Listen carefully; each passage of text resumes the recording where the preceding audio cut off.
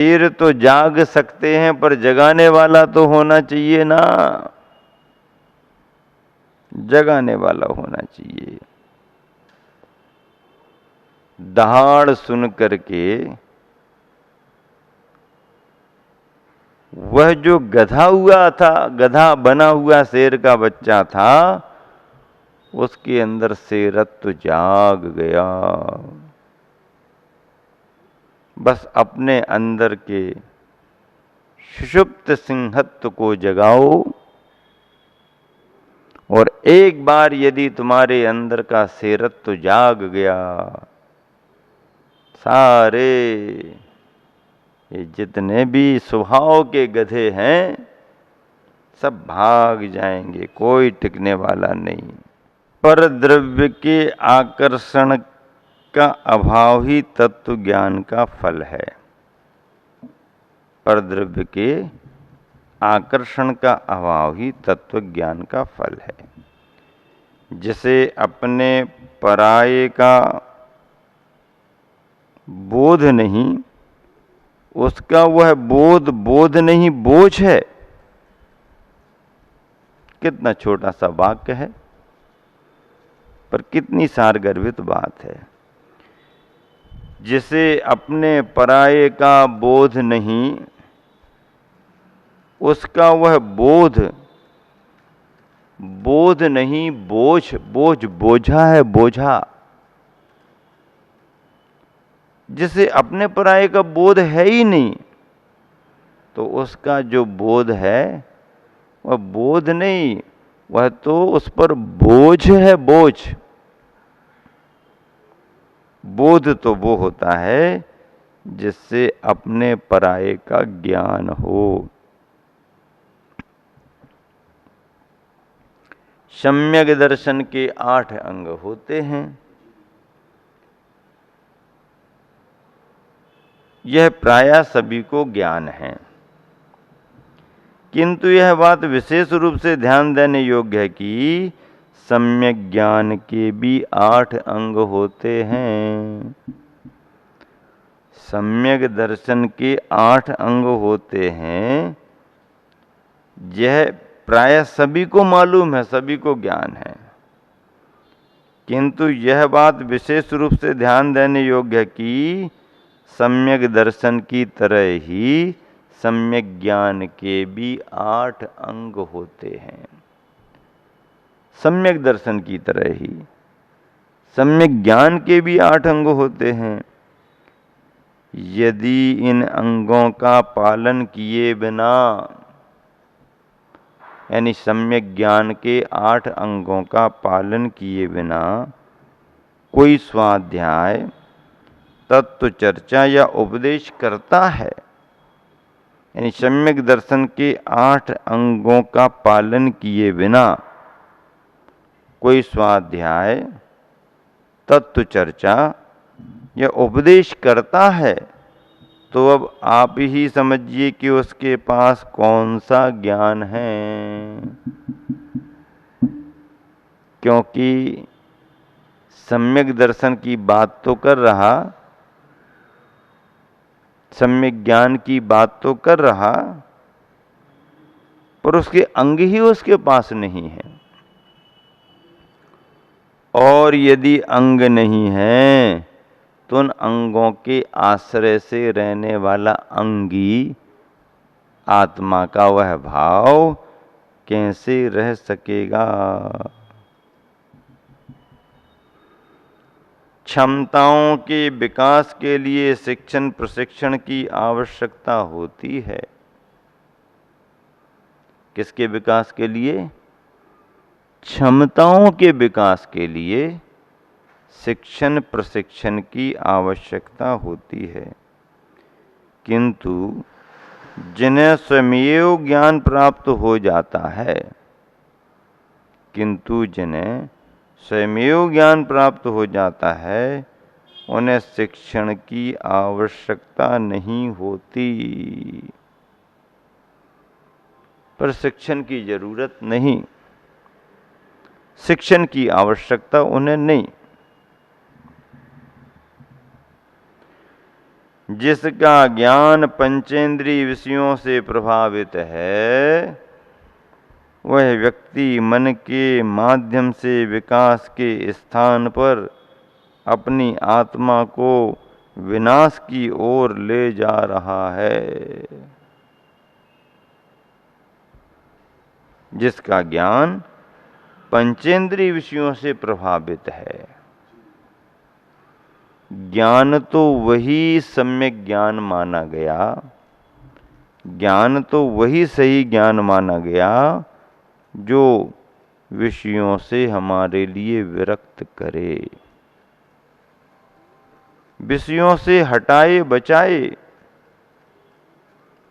इसलिए गुरुवर कह रहे कि जिसका ज्ञान पंचेंद्रिय विषयों से प्रभावित है, वह व्यक्ति मन के माध्यम से विकास के स्थान पर अपनी आत्मा को विनाश की ओर ले जा रहा है।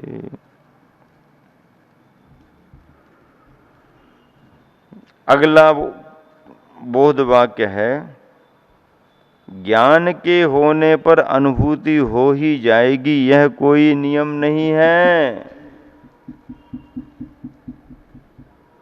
क्या कह रहे? सुनो, ज्ञान के होने पर अनुभूति हो ही जाएगी, यह कोई नियम नहीं है, किंतु अनुभूति का संबंध चारित्र से है। अनुभूति का संबंध किससे है? किससे है? अनुभूति का संबंध किससे है? चारित्र से है। किससे अनुभूति का संबंध? चारित्र से है। हाँ, अनुभूति का संबंध चारित्र से। हाँ, जिस समय अनुभूति होगी उस समय ज्ञान अवश्य ही रहेगा। ज्ञान रहे उससे कोई असुविधा नहीं, लेकिन अनुभूति का संबंध तो चारित्र से है। और ज्ञान के होने पर अनुभूति हो ही जाएगी, ये कोई नियम नहीं है, क्योंकि अनुभूति का संबंध ज्ञान से नहीं चारित्र से है। हाँ, जिस समय अनुभूति होगी उस समय ज्ञान अवश्य ही रहेगा। ज्ञान तो रहेगा ही रहेगा। दोहा है गुरुवर का लिखा हुआ, ज्ञान दुख का मूल है, ज्ञान ही भव का कूल। ज्ञान दुख का मूल है, ज्ञान ही भव का कूल, राग सहित प्रतिकूल है। राग सहित प्रतिकूल है, राग रहित अनुकूल। राग रहित अनुकूल। ज्ञान दुख का मूल है, ज्ञान ही भव का कूल। ज्ञान को ही दुख का मूल कारण बता दिया और ज्ञान को ही भव का, संसार का कूल किनारा बता दिया। बस ये कह दिया कि राग सहित यदि ज्ञान है तो प्रतिकूल है, और राग से रहित यदि ज्ञान है तो ज्ञान अनुकूल है। और देखो क्या कह रहे हैं, ज्ञान का पदार्थ की ओर ढुलक जाना ही परम आर्त है। ज्ञान का पदार्थ की ओर ढुलक जाना ही, ज्ञान का पदार्थ की ओर ढुलक जाना ही परम आर्त है, पीड़ा है, दुख है। कैसे? क्योंकि ज्ञान पदार्थ की ओर जा रहा है। हमारा ज्ञान यदि पदार्थ की ओर जा रहा है तो वहां पर पीड़ा दुख मानना ही पड़ेगा।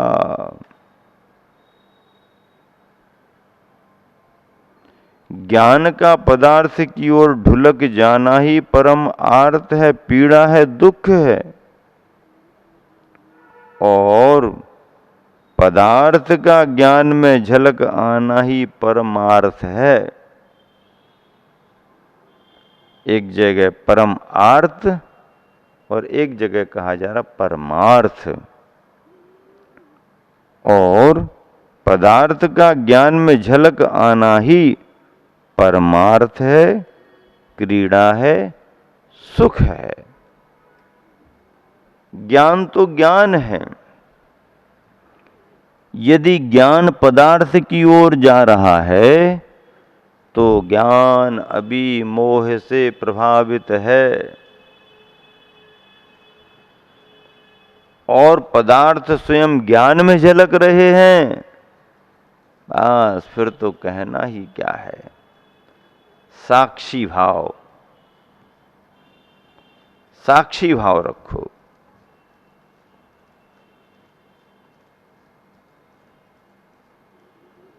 बहुत बढ़िया बात कही गई। साक्षी भाव रखना बहुत बड़ी बात है। मूक माटी में ऐसा भाव आया है, गुरुवर ने लिखा है। क्या भाव आया है वहां पर? ज्यों का त्यों ज्ञान का पदार्थ की ओर ढुलक जाना ही परम आर्त है, पीड़ा है, दुख है। ज्ञान पदार्थ की ओर जा रहा है। जो पर पदार्थ की ओर जाता है वो मोह से प्रभावित होता है। ऐसा छद्मस्तों का ज्ञान मोह से प्रभावित होता है। इसीलिए कहा गया ज्ञान का पदार्थ की ओर ढुलक जाना ही परम आर्थ है, पीड़ा है, दुख है। और पदार्थ का ज्ञान में झलक आना ही, और पदार्थ का ज्ञान में झलक आना ही परमार्थ है, क्रीड़ा है, सुख है। कितने बढ़िया शब्द चुने गुरुवर ने। एक जगह परम आर्त यानी परम दुख, और एक जगह परमार्थ सुख की बात कर दी। एक जगह पीड़ा और एक जगह क्रीड़ा। एक जगह दुख और एक जगह सुख। स्थिति क्या ज्ञान की? ज्ञान का पदार्थ की ओर ढुलक जाना, मोह से प्रभावित ज्ञान पर पदार्थों की ओर गति करता है। और स्वभाव से प्रेरित ज्ञान आत्मा की ओर गति करता है, निज की ओर गति करता है।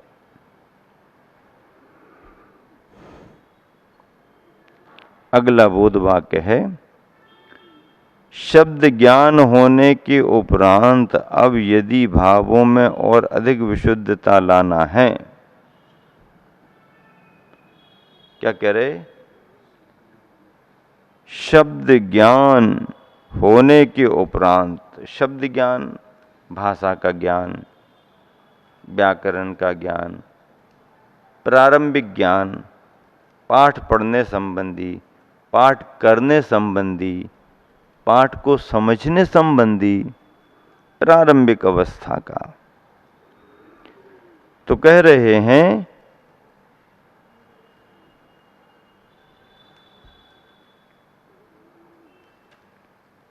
शब्द ज्ञान होने के उपरांत अब यदि भावों में और अधिक विशुद्धता लाना है।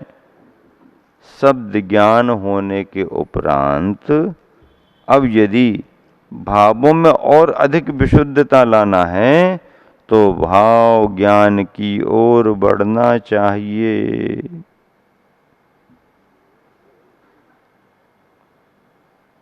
परमार्थ से हमारा ज्ञान जुड़ना चाहिए और पदार्थ से हमारा ज्ञान हटना चाहिए।